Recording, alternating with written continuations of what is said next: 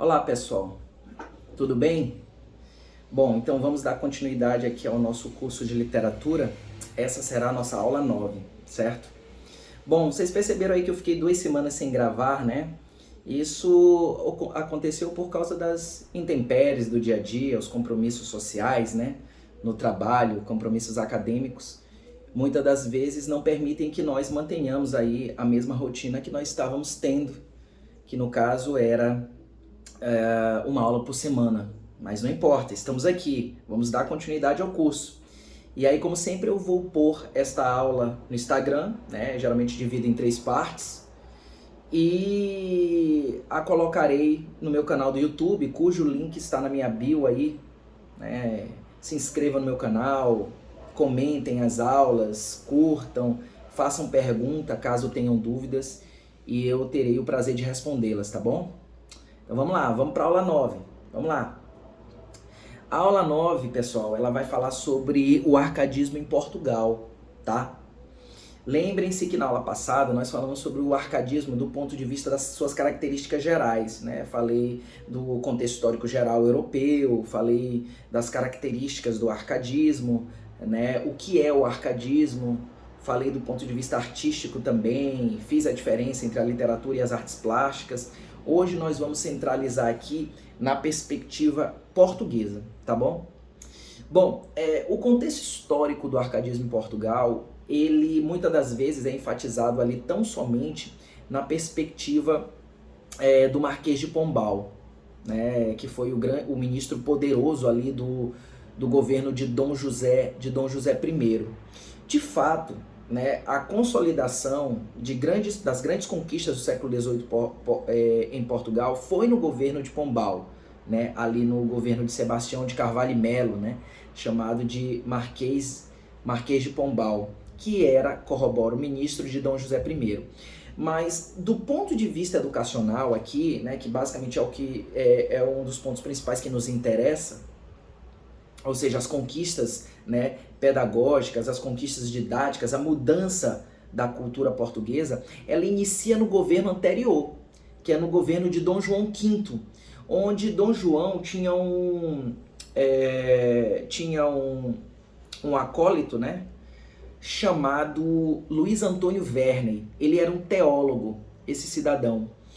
E ele escreveu uma obra chamada O Verdadeiro Método de Estudar. Essa obra era dividida em 16 cartas, né?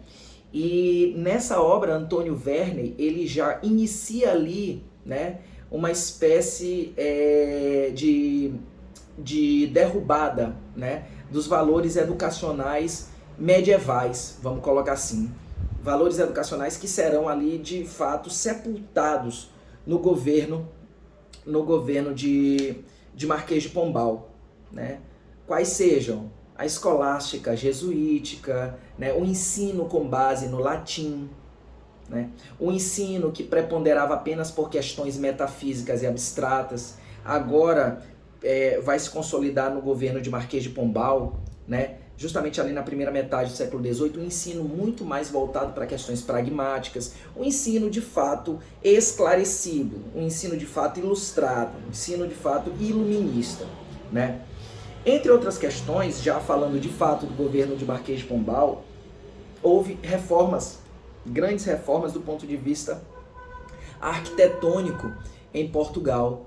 E aí me refiro justamente no ano de 1755, quando houve ali em Portugal, né, houve em Portugal ali um terremoto, né, houve um terremoto grande em Portugal e destruiu toda a cidade de Lisboa ali, né. Então, no governo de Pombal houve ali a perspectiva de tornar a cidade em linha reta, uma cidade esclarecida, né, aos moldes das novas perspectivas das demais regiões europeias. E assim fora feito, né, e assim fora feito. Outro aspecto político e econômico ali do governo de Marquês de Pombal vai ser justamente, né, a aceitação dos chamados cristãos novos, né? Esses cristãos novos eram ali descendentes de judeus que recentemente estavam convertidos e que antes de Pombal eram bastante excluídos né? Principalmente das relações de mercancia, né? Das relações mercantis.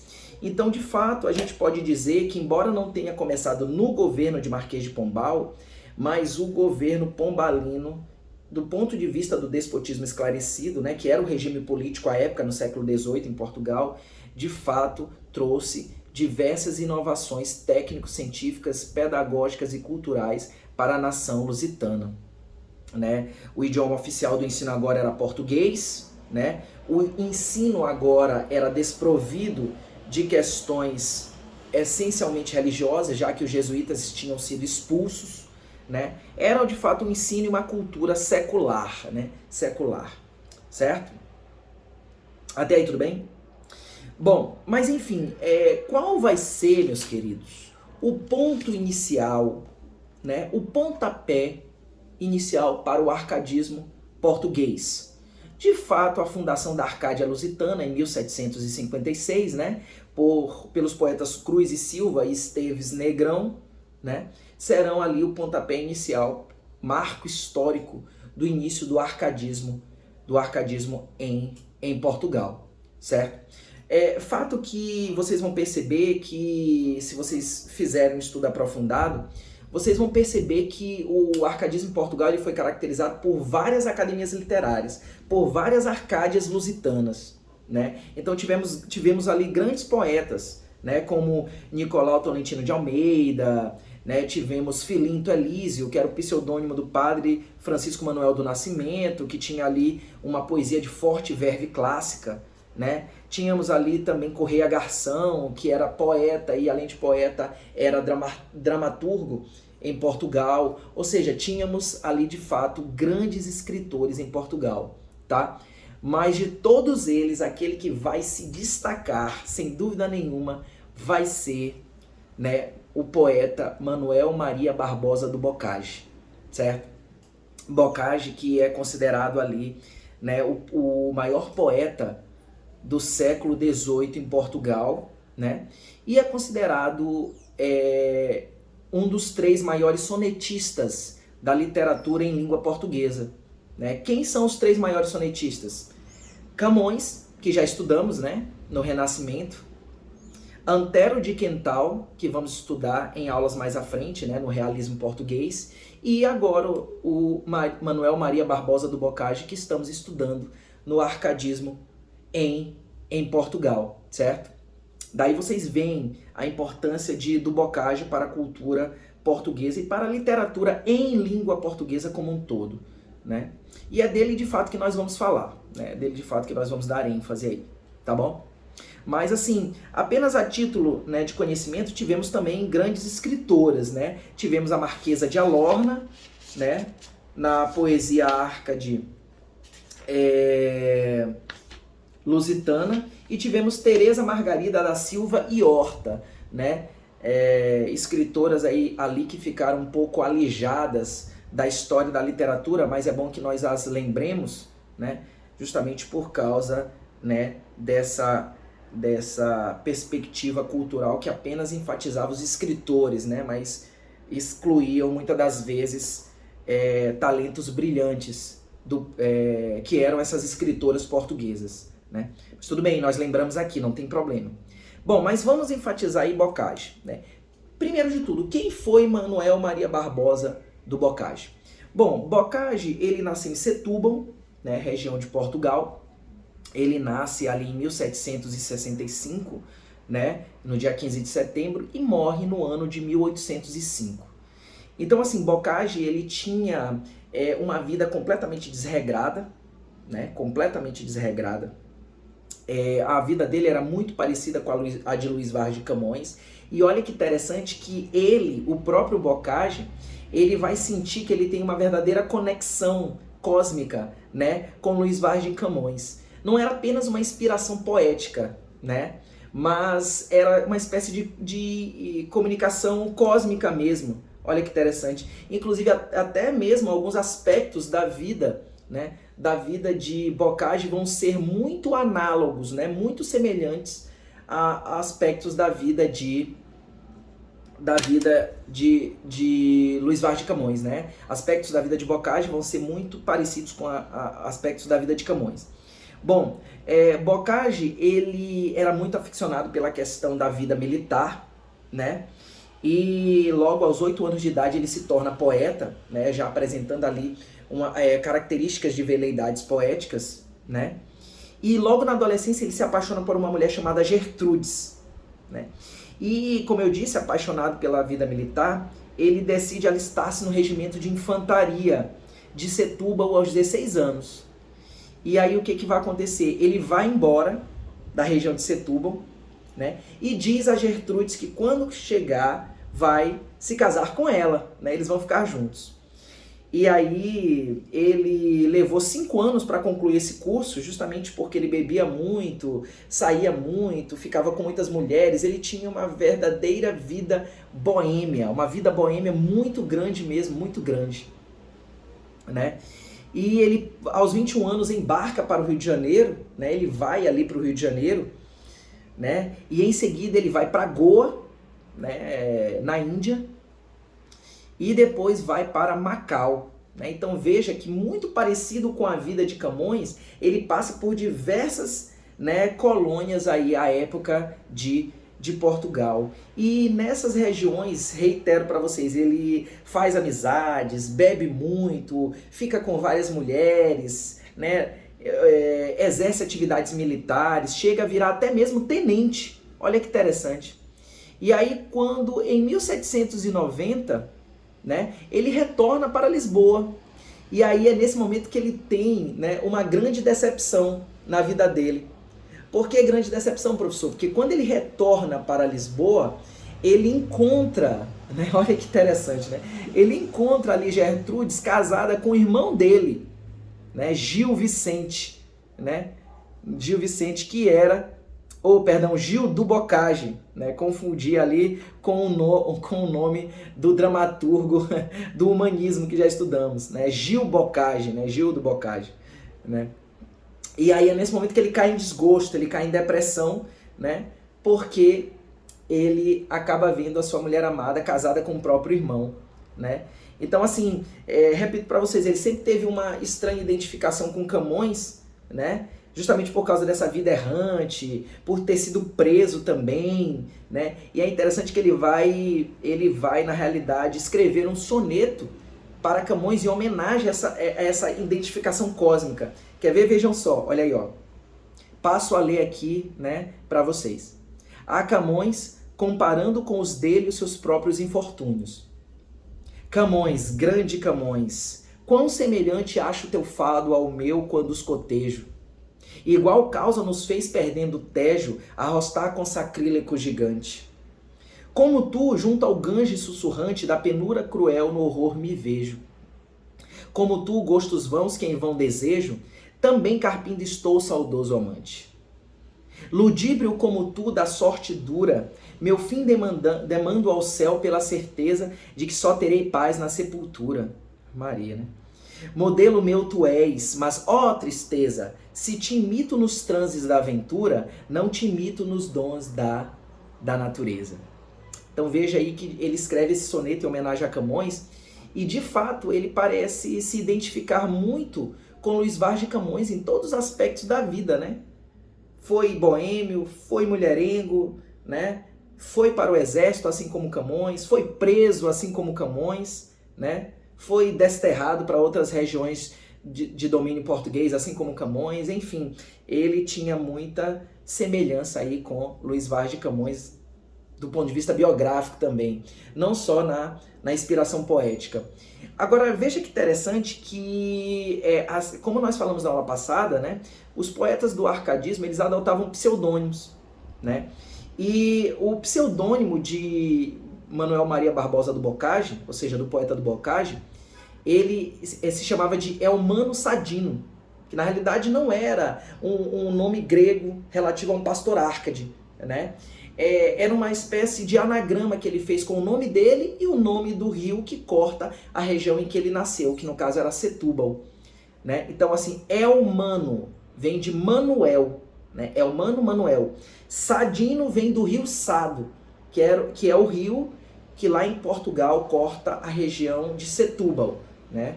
Que foi a região do nascimento de Bocage. Veja que interessante essa perspectiva aí, né? Então, de fato, ele vai ter uma vida muito desregrada, né? Vai morrer pobre, assim como Camões, né? E morre, corroboro, em 1805. Meus queridos, interessante que Camões, Bocage, né? Se vocês perceberem, ele é muito conhecido aqui no Brasil, né? Na cultura popular por poesias eróticas, né? Então ele era muito a produção literária dele, só a produção literária, tá? Só os temas, porque a poesia em si era bastante diferente.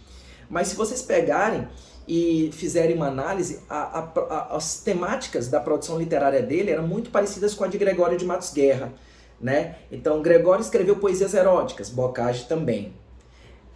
Bocage escreveu poesias amorosas, Gregório também. Gregório escreveu poesias filosóficas, Bocage também. Então havia uma semelhança muito grande aí na produção literária, né, entre Bocage e Gregório de Matos Guerra. Mas no fundo, fazendo uma análise mais detida, eram poetas muito diferentes, né? Uma vez que Gregório de Matos Guerra, como estudamos, era um poeta barroco, né? E Bocage era um poeta em tese árcade, né? Cujos preceitos se insurgiam totalmente contra os preceitos barrocos, certo? Até aí tudo bem? Tomar uma água aqui.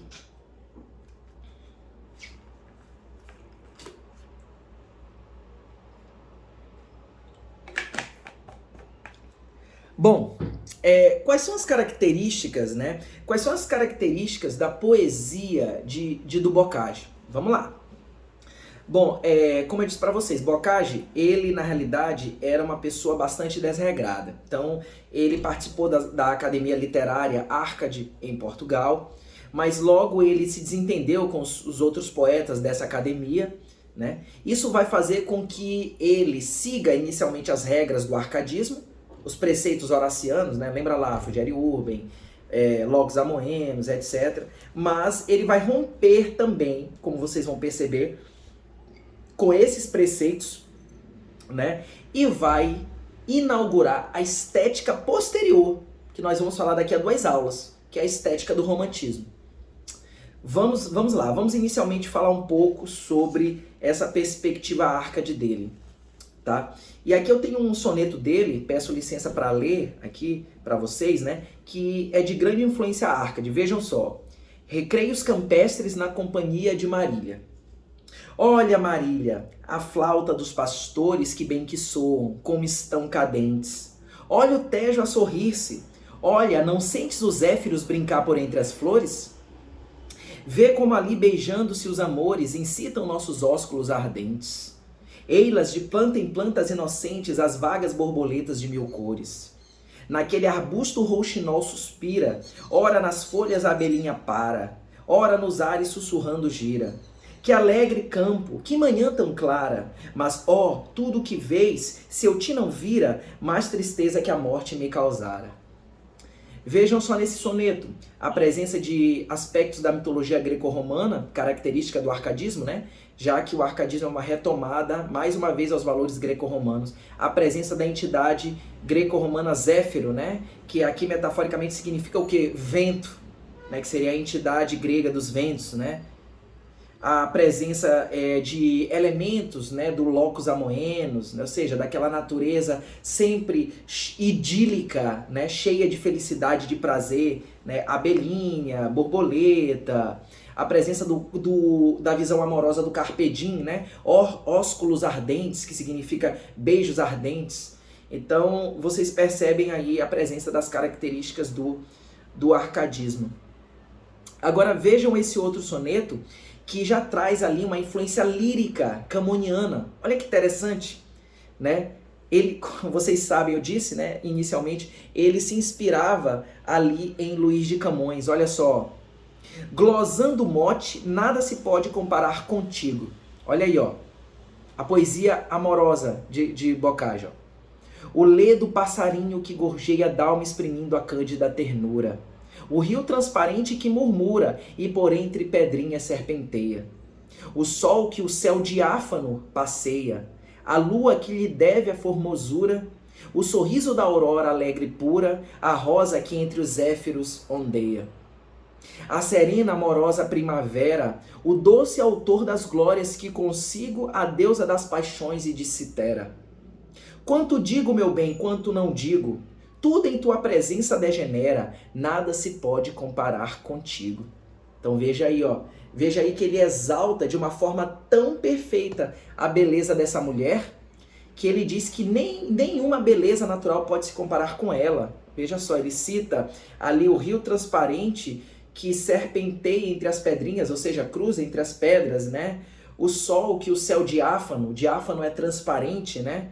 Passeia, ou seja, nenhuma beleza natural se compara à beleza desta mulher, né? De fato, a lírica amorosa dele era muito parecida mesmo com a lírica de Luís Vaz de Camões, sem dúvida nenhuma. Elementos da mitologia grega, exemplo de Citera, né? Citera, que segundo a mitologia era uma ilha grega, né?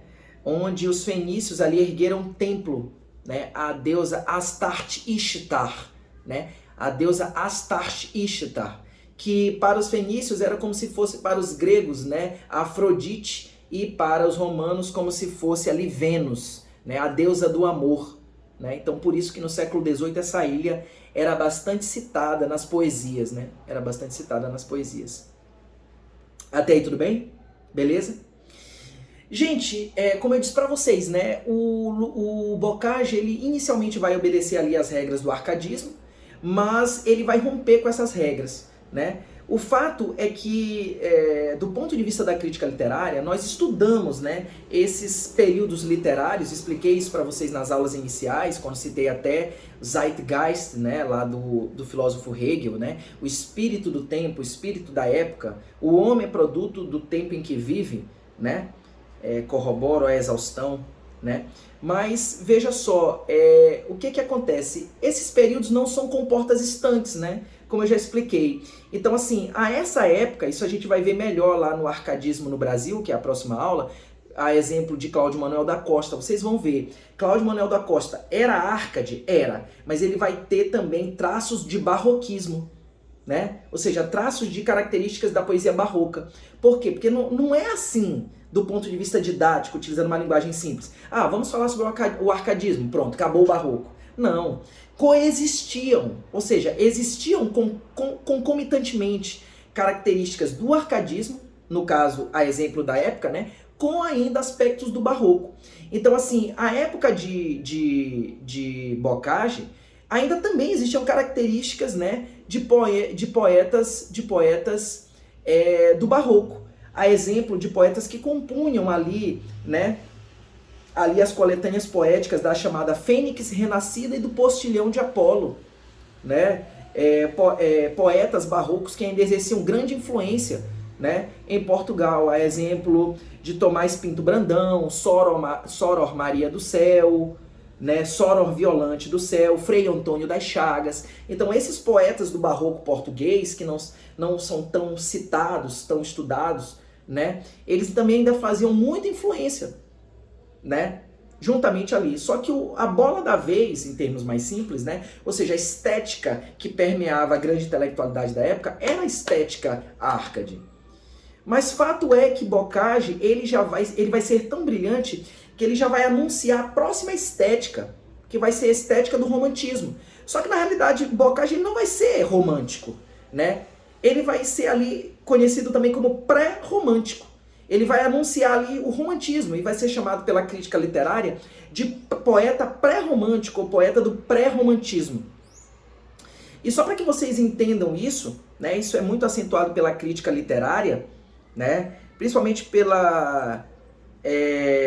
crítico literário João Mendes, né, e também é enfatizado ali pelo crítico literário Massou Moisés, cujo livro de crítica literária eu indico para vocês, né, ó, A Literatura Portuguesa de Massou Moisés. Indico não apenas para quem quer estudar por paixão literatura portuguesa, assim como eu faço, mas também para os estudantes de letras, né, que possivelmente estejam me assistindo, né? Um ótimo livro aí, né? cuja leitura eu realizo também para preparar as aulas, né? Maçom Moisés, a literatura portuguesa. Então, devido a essa perspectiva do sofrimento amoroso, né? Camões, perdão, de novo, né? Bocage, ele vai transcender do arcadismo, onde ele é localizado, e vai atingir ali o quê? O pré-romantismo. Só para vocês terem uma ideia, eu vou ler um soneto dele, que é considerado soneto pré-romântico. Vejam só, olhem as características do romantismo aí, ó. Insônia. Ó retrato da morte, ó noite amiga, por cuja escuridão suspiro há tanto. Calada testemunha do meu pranto, de meus desgostos, secretária antiga. Pois manda amor que a ti somente os diga, dá-lhes pio agasalho no teu manto, ouve-os como costumas, ouve enquanto dorme a cruel que a delirar me obriga. E vós, ó cortesãos da escuridade, fantasmas vagos, mochos piadores, inimigos como eu da claridade, em bandos acudi aos meus clamores, quero a vossa medonha sociedade, quero fartar meu coração de horrores.